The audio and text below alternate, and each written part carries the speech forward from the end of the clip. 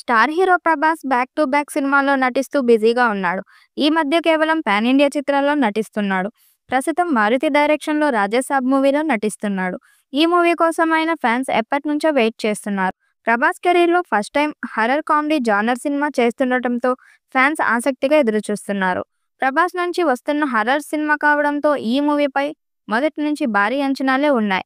ఈ మూవీలో హారర్ సన్నివేశాలు ఎక్కువగా ఉన్న నేపథ్యంలో వీఎఫ్ఎక్స్ పై సీన్స్ ఉంటాయని తెలుస్తుంది. ఈ సినిమా షూటింగ్ ఎంత త్వరగా వీలైతే అంత త్వరగా పూర్తి చేయాలని మేకర్స్ భావిస్తున్నారట. ఆ మధ్య ప్రభాస్ కు సర్జరీ జరగడంతో షూటింగ్ కు బ్రేక్ పడింది.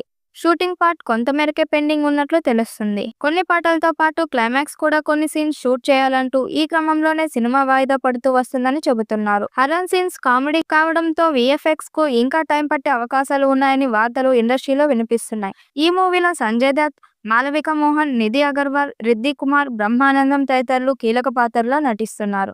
దాదాపు 200 కోట్లకు పైగా బడ్జెట్తో మూవీ రాబోతుంది.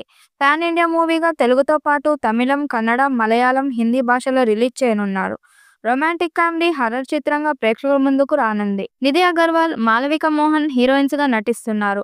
సంజయ్ దత్, అనుపమ్ ఖేర్, మురళీ శర్మ, యోగి బాబు ఈ సినిమాలో కీలక పాత్రల్లో కనిపిస్తారు. ఇకపోతే ఈ సినిమా పోస్టర్ రిలీజ్ అయినప్పటికీ నుండి అభిమానులు సినిమాపై భారీ అంచనాలే పెట్టుకున్నారు. ఇప్పుడు ఈ సినిమా నుండి ఇంట్రెస్టింగ్ అప్డేట్ ఒకటి బయటకు వచ్చింది. యంగ్ రెబల్ స్టార్ ప్రభాస్ మొదటిసారి హారర్ కామెడీ చిత్రంలో నటిస్తున్నారు.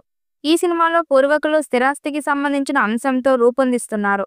ఒక థియేటర్ యజమాని మనవడు, తాత రెండు క్యారెక్టర్స్ లో ప్రభాస్ కనిపిస్తున్నట్లు సమాచారం. రొమాన్స్, హాస్యం, హర్రర్ అన్ని కలిపి ఒకే సినిమాలో ఉంటాయని, ఊహించిన సంఘటనలు నడుమ కథను ముందుకు నడిపిస్తాయని టాక్. ఇండియన్ స్క్రీన్ మీద ఎప్పుడూ చూడని విజువల్స్ ఎఫెక్ట్స్ చూస్తారని, హర్రర్ లో ఇలాంటి రేంజ్ లో విజువల్స్ ఎఫెక్ట్స్ ఇంతవరకు తెలుగు సినిమాల్లో రాలేదని టాక్.